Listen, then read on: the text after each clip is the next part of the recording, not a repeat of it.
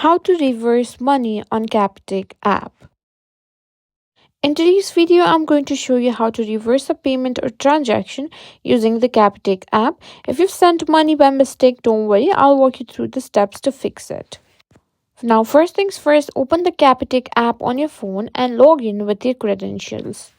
Once you're logged into your account, simply tap on the transact option, which is where all your recent transactions will be listed. From here, simply tap on debit orders and you can find the transaction you want to reverse over there. Simply tap on it to open the details, and at the bottom of the payment details you should see an option that says reverse.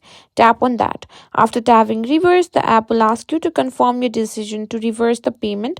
It's important to double check the transaction details before confirming, so make sure you're reversing the right payment. Once you confirm, the reversal process will begin and you receive a notification that the reversal is in progress and the money will be returned to your account if the reversal is successfully. But keep in mind that not all transactions can be reversed. The Capitec app allows reversals within a certain time frame, usually within 24 to 48 hours of the transaction. If the transaction is too old or if it's a type of payment that can't be reversed, you may need to contact Capitec customer support for further assistance. And that's how you can reverse money on the Capitec app.